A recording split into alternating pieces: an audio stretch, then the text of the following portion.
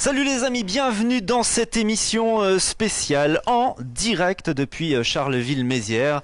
On est dans un endroit qui d'habitude, le week-end vit, il y a de l'ambiance, il y a du bruit, il y a des discussions, il y a de la musique. On est ici à bord de la Guinguette, un lieu que vous connaissez à Charleville-Mézières où on vient danser d'habitude. Et depuis 7 mois, ce lieu, comme d'autres lieux à ambiance, bars et discothèques, sont fermés du fait du Covid. Alors on va parler de tout cela ce soir à travers cette émission, on va faire un point de situation.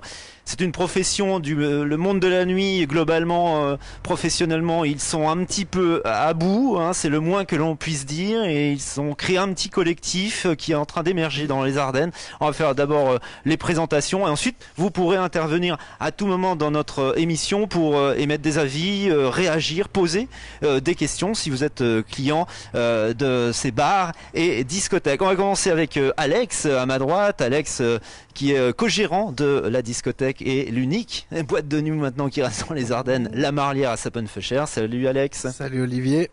Ensuite, on a un autre mec à casquette, c'est Christophe que vous connaissez certainement. C'est le patron de la Guinguette à Charleville-Mézières. Merci de nous accueillir en tous les cas. Merci à vous surtout. Faut parler dans le micro. Pardon. Merci à vous surtout d'être là. Et puis enfin une fille quand même parmi ces deux jeunes hommes. Elle s'appelle Séverine et elle est patronne du bar dansant La Brasserie d'Aubilly à Charleville-Mézières. C'est ça ? C'est ça. Voilà, alors on plante le décor ici sous le soleil. Je vous le disais, hein, le monde de la nuit vit un rythme incroyablement différent depuis 7 mois. C'est le silence radio dans les bars à ambiance, dans les discothèques en France. Il faut quand même signaler tout de suite qu'il y a eu au 20 août 300 boîtes de nuit qui ont fermé en France. C'est une véritable hécatombe. Pour l'instant, les décisions gouvernementales, manifestement, la dernière décision, c'est jusqu'au 21 septembre les fermetures de boîtes de nuit, mais on va en parler, ça va être forcément prorogé du fait de la crise sanitaire. Donc voilà, les discothèques ont porte close depuis maintenant 7 mois, et il se pose plein de questions. Pourquoi, par exemple, les salles de concert, de spectacles, mais aussi les cinémas sont autorisés à accueillir des spectateurs? Pourquoi les boîtes de nuit et discothèques sont toujours fermées? Est-ce qu'on les laisse mourir? Est-ce qu'il y a un débat qui est lancé sur ce point-là? On va parler donc de tout cela. Merci de nous rejoindre sur ce direct sur De quoi on cause. N'hésitez pas à partager ce live avec vos amis. On est déjà 63, on peut monter très très vite, très haut. Vous êtes peut-être client du bar dansant La Brasserie d'Aubilly, vous êtes peut-être client de la Guinguette à Charleville-Mézières ou de La Marlière, donc à vous d'intervenir et de réagir sur ce qu'on va évoquer. Alors, il y a une première question. Qui veut répondre? Vous faites la distribution de la parole. Hein. Est-ce que vous vous considérez comme les oubliés du Covid? Ah, totalement. Totalement. Allez, vas-y. Totalement. Ça va faire aujourd'hui 7 mois qu'on est fermé depuis le 14 mars. Nous devons avoir eu un fonds de solidarité pour nous aider à rester. Et depuis aujourd'hui, il se passe rien. On n'a aucune aide. Là, c'est en train de parler carrément de réouvrir fin avril. Donc là, on sera à 14 mois de fermeture.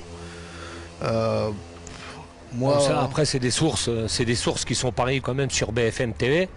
C'est le Premier ministre Castex qui en a parlé lui-même. Bon, pour l'instant, c'est pas fondé. Il n'y a pas de décret, il n'y a pas de texte de loi qui ont été jetés là-dessus. Mais maintenant, vu que le virus repart de plus belle, hein, ça tout le monde le voit. Et comme disait Alex, quoi, c'est qu'on nous ferme aujourd'hui. Bon, c'est tout. Pour la santé, qu'on doit rester fermé, qu'on reste fermé. Mais voilà, on est les oubliés de l'État, quoi. On est on va dire la cinquième roue du carrosse. Là, on n'a rien du tout, on n'a pas de nouvelles. Alex parlait d'un fonds de solidarité. On va le voir sur Internet. On fait les démarches. C'est encore pas axé, c'est encore pas acté. Donc là, voilà, là aujourd'hui, nous, on se pose vraiment beaucoup de questions, quoi. Et on se dit que la question principale, surtout, c'est la question principale qu'on se pose surtout d'aujourd'hui, c'est est-ce que l'État, à un moment donné, va se bouger? Est-ce que les élus, le gouvernement va se bouger pour nous indemniser? C'est surtout ça. On s'est réunis, nous tous les trois. C'est pas seulement pour la réouverture de nos établissements, puisqu'on a bien conscience de toute façon qu'avec ce qui se passe, on ne pourra pas rouvrir tout de suite. Maintenant, on veut être indemnisé. C'est très simple. On ne peut pas vivre avec 1 500 € par mois de fonds de solidarité pour pouvoir faire tourner nos boutiques, faire vivre nos familles. Il faut quand même savoir qu'on a beau travailler dans le milieu de la nuit. Moi, j'ai des enfants. J'ai 2 enfants qui rentrent en études secondaires là. Je leur dis, non, vous faites pas d'études pendant 2 ans parce que pour l'instant, maman ne peut pas travailler. Donc, il n'y a pas d'argent qui rentre. On nous indemnise pas. Il faut qu'on vive. Ils ont même pas pensé à nos salaires parce que dans les 1 500 € de fonds solidarité, il faut qu'on prenne aussi nos salaires, nos charges fixes, tout. Enfin, et puis nos charges variables de la maison. Enfin, je sais pas si à un moment donné ils se rendent compte. Alors oui, on a eu d'autres aides, mais ce ne sont pas des aides, ce sont des prêts. Il faut bien faire la différence entre aide et prêt. Moi, au départ, je suis une boutique qui n'a pas de prêt. Aujourd'hui, je me retrouve avec un prêt parce que sans ce prêt-là, je ne pouvais pas continuer à maintenir ma boutique, ce qui n'est pas logique. On n'a pas demandé à faire des prêts. Et on arrive au taquet des prêts de toute façon là, parce que c'est des montants bien limités en plus. C'est-à-dire qu'on ne va pas continuer à en faire pendant 6 mois ni 1 an. 1 500 € par mois on a calculé d'avril là jusqu'à août, ça fait 7 500 € d'aide. Plus peut-être 1 500 € à côté, 2 000 €. Bon, on n'est même pas à un mois de chiffre d'affaires hors taxe. On se moque de qui là? On se moque de qui? On se moque de qui, sincèrement? Il y a un moment donné, je pense pas que d'autres personnes, leur train de vie soit descendu aussi bas ou que ce soit aussi impacté. Il y a quand même des dommages collatéraux maintenant en ce moment, donc il va peut-être falloir se bouger un petit peu. Alors voilà, on entend déjà le cri d'alarme, le cri du cœur. Si vous venez nous rejoindre, on est en direct de la Guinguette à Charleville-Mézières avec Alex, co-gérant de la Marlière. Je refais les présentations avec Christophe, qui est patron de ce bar ambiance, la Guinguette. Et puis Séverine, qui vient d'intervenir, propriétaire de la brasserie d'Aubilly, un petit peu plus loin dans Charleville-Mézières. Vous pouvez intervenir à tout moment. Il y a Morand Nicolas qui nous a rejoint, qui a posé une question qui rejoint les aides financières, donc vous y avez répondu. Sylvie, n'hésitez pas à intervenir et poser toutes vos questions qui vous viennent à l'esprit, interpellez-les. Est-ce que vous comprenez déjà leur situation qui est extrêmement compliquée, difficile depuis 7 mois de fermeture de leurs établissements? Alors Séverine, déjà une petite distinction quand même juridique entre... Qu'est-ce que la différence entre une discothèque et un bar dansant? Alors c'est très simple, on n'a pas grand-chose. On a la surface. Alors après, bien sûr, sous le cabis, nous on n'est pas représentés comme les discothèques, donc on a un autre code. Après, au niveau de la surface, on n'a pas les bars dansants n'ont pas d'aussi grande surface que les boîtes de nuit. Par contre, on a exactement la même réglementation. On est sur les mêmes assurances qu'eux. On est obligé de s'assurer auprès d'assurances spécialisées sur les boîtes de nuit. On a les mêmes contrôles qu'eux. Les vigiles sont obligatoires. On a exactement les mêmes règles qu'eux, sauf qu'en fait, on n'est pas recensé comme discothèque. Pour passer discothèque, il faudrait que je change certaines choses. Et surtout, on n'a pas les 5h ou 7h du matin d'office. Moi, mes 3h du matin, c'est quelque chose que je suis obligé de renouveler tous les ans auprès de la préfecture et du commissariat. Seulement s'il n'y a pas de problème.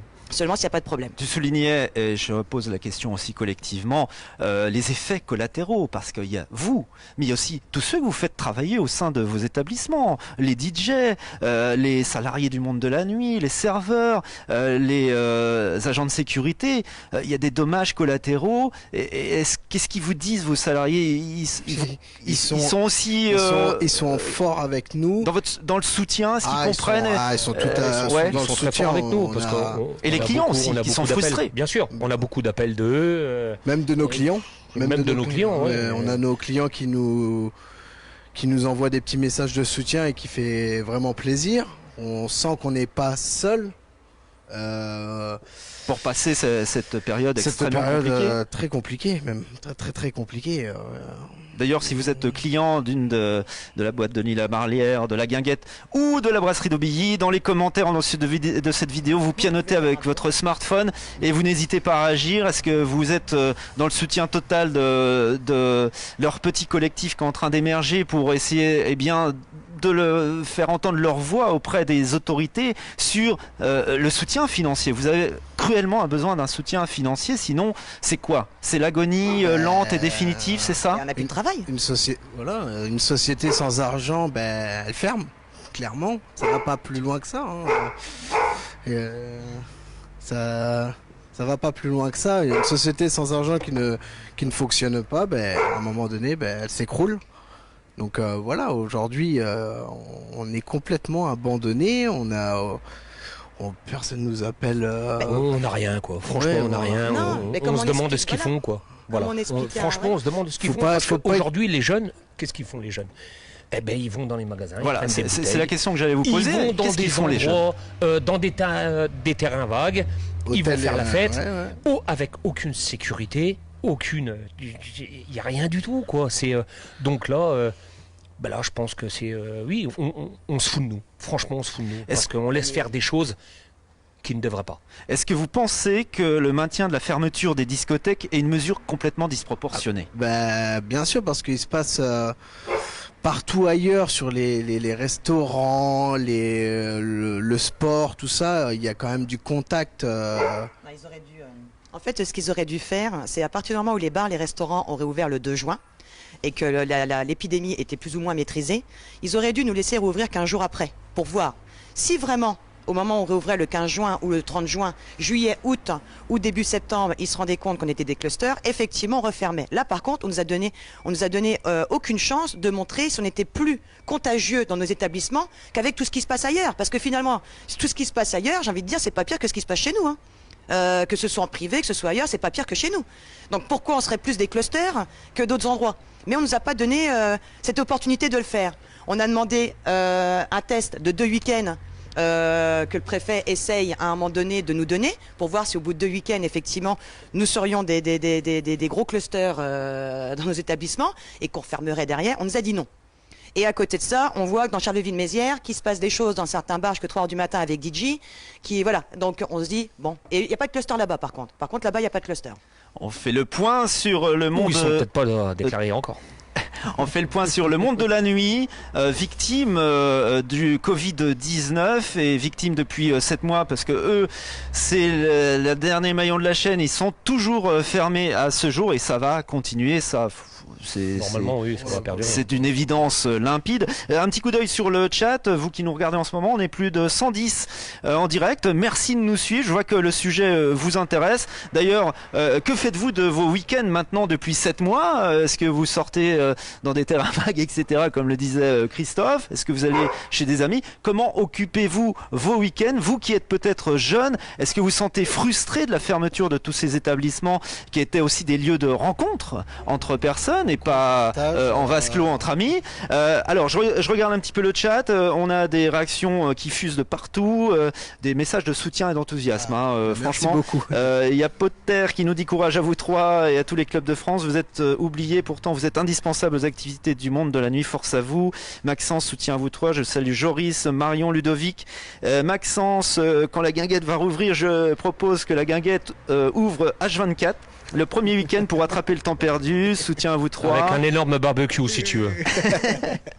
Ludovic Chabert, vivement que tout redevienne normal. J'avais prévu de venir et vous êtes toujours fermés. Bis du sud de la France, de Maxence. Voilà. Merci de commenter. Si vous avez des questions à poser à ces patrons d'établissements de nuit sur Charleville et à Sappenfeucher, n'hésitez pas. En tous les cas, beaucoup de messages de courage. Tony Leclerc qui habite Toulouse nous dit, ça, on salue tous ceux qui nous regardent. Merci, on est en direct de Charleville-Mézières. Merci à vous de suivre aussi. De Toulouse, quelques discothèques ont l'autorisation d'ouvrir la journée en tant que bar avec toutes les mesures sanitaires appliquées. Ne serait-il pas possible d'instaurer quelque chose de semblable? Si une cagnotte s'ouvre pour les soutenir, Tipeee, etc., je pense que comme moi, beaucoup de jeunes pourraient avoir envie de soutenir financièrement ces établissements. Bonne idée? Très bonne idée. Qu'est-ce que vous en pensez? Oui, pourquoi pas, ouais. C'est encore dommage, c'est bien, mais c'est encore dommage que ce soit encore nos clients ou nos citoyens qui soient obligés de nous aider alors que l'État, il y a des assurances, il y a des trucs, et eux ils bougent pas, c'est quand même un comble. C'est sympa, mais c'est un comble quand même encore.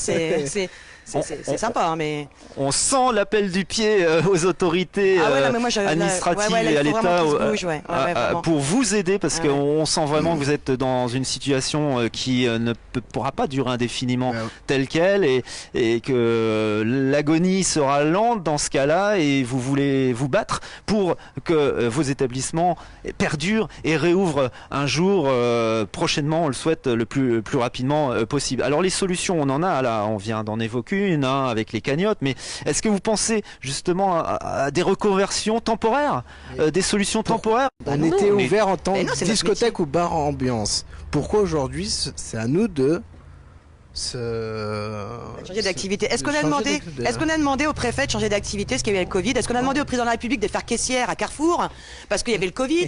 Est-ce qu'on a demandé au Premier ministre, je sais pas moi, d'être maître nageur à la piscine du Motolim parce qu'on est au Covid? Non. Alors pourquoi nous, on devrait changer d'activité? Bah non, je suis pas d'accord. Non, on garde nos activités. On changera rien du tout et on va attendre qu'ils nous donnent l'autorisation d'ouvrir parce qu'on est bien patient et qu'on est bien poli et qu'on respecte la loi. Et eux, de leur côté, vont faire leur travail, ils vont nous indemniser. Voilà, c'est aussi simple en fait. Hein. Y a pas, normalement, ça devrait être aussi simple que ça. N'hésitez pas à partager ce live sur la situation du monde de la nuit dans les Ardennes avec tous ces établissements. On a 3 représentants ce soir qui sont réunis sous une forme de collectif, on peut dire ça comme ça.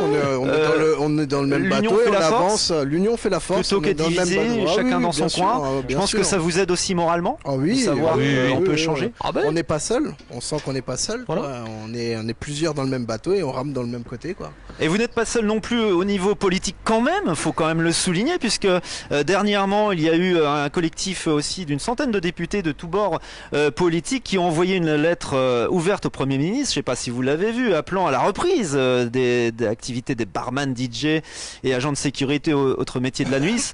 Vous êtes senti quand même un peu soutenu à ce moment-là, ou vous n'y croyez pas? Oui, si, et on est soutenu, mais sauf que ça fait 7 mois qu'il se passe des choses où on voit qu'on est soutenu, mais derrière tout ça, c'est du travail, mais aujourd'hui, on est toujours fermé.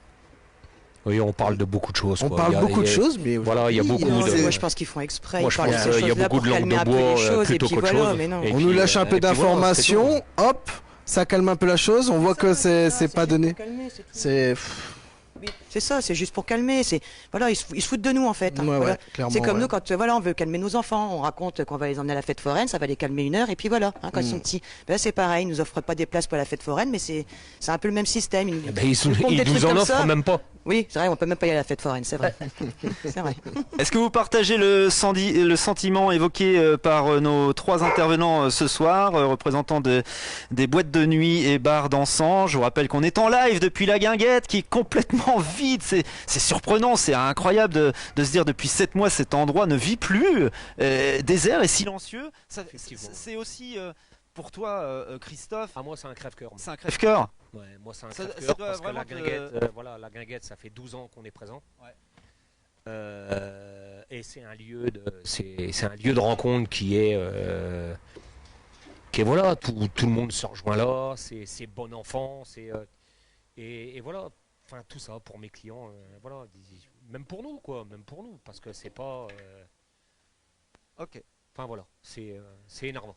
Alors, on avance un petit peu, n'hésitez pas à réagir, je vois que tout le monde est en train de réagir.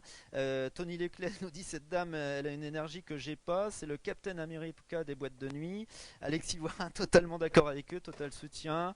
On a hâte de faire la fête avec vous, on est patient. Alors on a un petit problème de son dans quelques instants. Ne vous inquiétez pas, on est en direct et on a un problème de pile, on va changer. Donc je vais vous laisser parler le temps que j'ai changé l'appli, comme quoi on est vraiment en direct. Je vous rappelle qu'on a Séverine, Alex et Christophe ici pour parler du monde de la nuit. Est-ce que vous pensez qu'il y a un ostracisme du gouvernement vis-à-vis du monde de la nuit ? Moi, je pense que, c'est ce qu'on s'est dit à plusieurs reprises avec Séverine et Alex. Je pense que l'État ne veut plus de discothèques. Moi, c'est l'impression qu'il me donne. Et alors, si c'est dans ce cas-là, qu'ils nous le disent textuellement. Et puis c'est tout, qu'ils indemnisent. On trouve des solutions. Et puis voilà, et surtout trouver des solutions. Ils nous indemnisent, ils nous donnent de l'argent pour qu'on se reconvertisse, c'est comme ça on dit. Reconversion. Et puis on fait autre chose à ce moment-là. Là on est d'accord. Ouais. On est d'accord. Mais non, moi je pense que c'est pas le but, parce qu'un lieu, une discothèque, un endroit pour s'ambiancer comme chez Séverine, et non, ça on en a besoin. On en a besoin. Si demain on supprime les discothèques ou les bars ambiance. Et surtout, il faut bien prendre conscience que sur Charleville, pour une ville comme Charleville de 50 000 habitants, plus l'agglomération, il y a quand même qu'une boîte de nuit La Marlière que toi et qu'un bar en dansant comme le mien. Ça fait déjà pas beaucoup, moi je trouve. Hein. Ah ben Il devrait déjà y avoir quand même. En 7 mois, quand même, il y a 1300 clubs qui existaient, hein. 1600, pardon, et on n'est plus que 1300. Il y a déjà 300 clubs en 7 mois qui ont coulé, qui ont fermé la clé. Donc, au début. On continue sur ce chemin-là, quoi. Ça, c'est des nombres qui ont été énoncés. Il y a peut-être un mois maintenant. Il y a peut-être un mois. Alors aujourd'hui, donc je pense qu'à mon avis. Et je pense qu'il n'y a pas que des discothèques ou des bars à ambiance qui ont fermé. Il y a plein d'autres. Bien sûr, tout à fait. Donc on va où là? On va où? On va où? Moi je pose la question. C'est la question qu'on pose à tout le monde. On va où? Tout le monde. On va où? Et notamment au gouvernement, aux autorités. Ça c'est hyper important. Alors on va élargir aussi parce qu'il y a vous qui êtes concernés, mais c'est aussi tout le monde artistique et de l'événementiel qui vit dans la tourmente en ce moment. On parlait des DJ, mais il y a aussi tous ceux qui travaillent pour l'événementiel, les producteurs, ceux qui louent des scènes, ceux qui sont aussi traiteurs, les mariages. On pense tout cet univers est touché. Tout ce qui est événementiel, c'est très large. Les artistes. Les barman, le vestiaire, les femmes de ménage, parce qu'un club ça se nettoie aussi. C'est très très large. Il y a énormément de monde qui bosse dans la nuit. Faut pas. Ouais. Les oubliés du Covid, est-ce que vous partagez leurs sentiments? C'est leurs propos, en tous les cas la lame de fond qu'ils veulent vous faire partager ce soir, et surtout un cri du cœur pour une aide financière pour les soutenir, sinon ils ne pourront pas continuer longtemps. Et puis ils ont des familles à faire vivre comme tout le monde, ils ont aussi des charges, et pour l'instant vous n'avez rien, c'est ça comme aide, et c'est le message en tous les cas 1500 puissant. par mois. Oui. Et le reste, ce sont des prêts. Voilà. Qu'il faudra rembourser. Qu'il faudra rembourser, et de toute façon qu'on arrive au taquet. Donc vous créez de la dette en fait. On se crée de la dette. Alors ça c'est un comble. Hein. C'est la première fois qu'on se crée de la dette quand il y a une boutique qui tourne pas. Hein. C'est énorme, hein. J'ai jamais vu ça de ma vie, moi. Généralement, tu te remets en question, tu fais attention aux frais, tu vas appeler le client, tu là. Ok, un petit coup d'œil sur le chat. Bientôt, ils vont même annuler la nuit, nous dit Tony. Ludovic, nous sommes en ce moment dans un monde triste. C'est vrai qu'il y a une certaine tristesse, on l'évoquait tout à l'heure. Que faites-vous de vos week-ends? Parce qu'on ne peut plus se toucher, on ne peut plus véritablement se rencontrer. Dans les milieux libertins. Dans les milieux libertins. Ça c'est ouvert. Donc les milieux libertins, alors c'est ouvert. Ça vous choque quand même. Pourquoi? Parce qu'ils sont masqués, eux. Oui, on ne sait pas partout. Et puis on ne sait pas qui c'est qui y va. Ouais, non, mais parce que moi je pense qu'il y a des personnes très haut placées qui aiment bien nos petits clubs libertins. Ouais, mais ça se dit pas, ça. Ah oui, mais bon, c'est pas pour rien qu'ils sont ouverts. Hein. Okay. Il y a forcément. Hein. Séverine qui n'a pas sa langue dans sa poche.